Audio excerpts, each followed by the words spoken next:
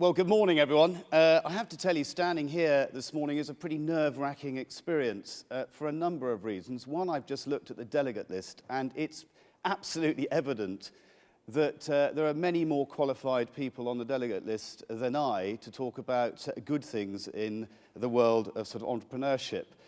So that's fairly nerve-wracking. The second reason why I'm sort of slightly nervous this morning is I drank far too much claret last night in celebration. And I've drunk, I think, a bottle and a half of water before coming up here. So if I rush off, there's a reason for it. And finally, to be billed by Matthew, and it's a classic billing, isn't it, from a journalist, to be billed as someone who can tell an epic story about their business, when frankly, my story is nothing other than a train crash story. A story where, frankly, journalists never report about those trains that arrive on time, but spend all their time about that one instance where it went wrong. So when Matthew called me and said, "Tim, would you speak at the session?" And I said, "Well, what would you like me to talk about? The first 13 years of our growth?" And he said, oh no, would you please concentrate on the last 2 years? Which is great, isn't it? So you want me to talk about the failure of my business in some way. Well, what I thought I would do, and given I've now used a couple of minutes, I've now got 13 minutes to talk about my experiences of sort of the last few years. But to try and put that in context, I want to just give you a bit of history of the business, because there were some good times, and actually there were some very good times to come. As Matthew said, I started the business back in 94, the tail end of 94. Actually, we started trading in 95 through the launch of a little trade magazine called Investment Week. In those days, I was one of the first companies to start under the Enterprise Investment Scheme. And the tax incentive behind the startup was really, really important, both to me as an executive within the business, but also to my founding investors. We spent the first 5 years building the business organically. And we got to a point where we actually had enough scale to float the business in 2000. So we floated the business on the main market of the exchange in December 2000. The primary reason for floating it back then was that we felt the cost of capital had switched from debt to equity. So our equity was probably the most efficient form of capital to use to build the business. And we were probably one of the last floats to get away in the media sector post the sort of the internet sort of dot-com bust.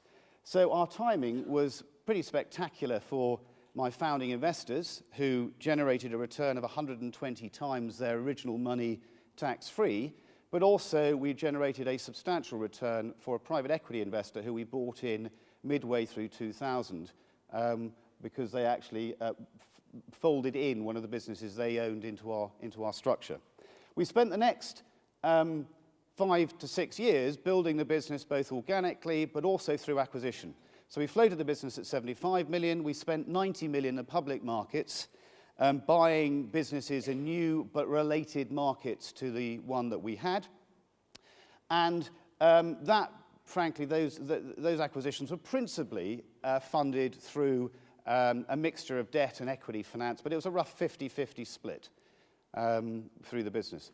Our performance, and this is my proud, our performance through that period was fantastic. Even through the 2003 downturn, we had underlying organic growth within the business of around 15%.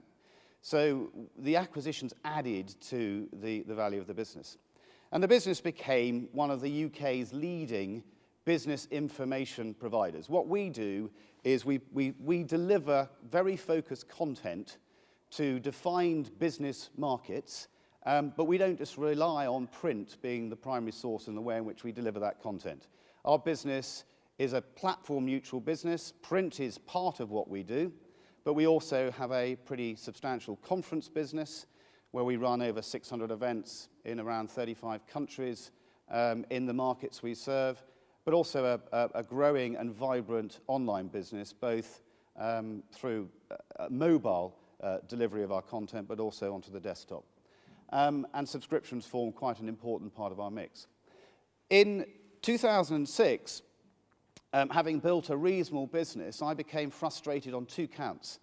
The first frustration was a purely selfish frustration that actually, as a director of a company that you founded, and we were sort of coming up to our 13th anniversary, it was pretty difficult to sell down your stock in the public market. If you wanted to do a director's placing, which we actually did, obviously at the float in 2003, but doing a director's placing, you had to do it at a reasonable discount. And you normally had two reasons for doing a director's placing. One was divorce, or two was to do up your house.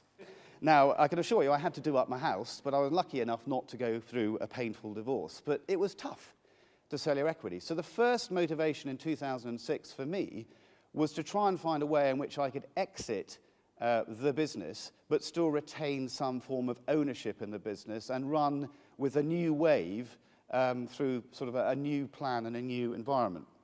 So, and the second frustration was actually, as a business that was just around at that time sort of 250 million of value, it was really tough to get the market to take you seriously. So our shares moved substantially on the slightest trade or smallest volume of trade in the market. And those shares always shifted, ironically, when we were about to place some shares to do a deal.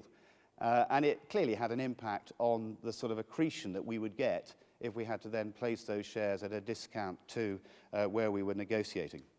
So in 2006, I went out and I was given permission by my chairman to go and talk to a few private equity folk.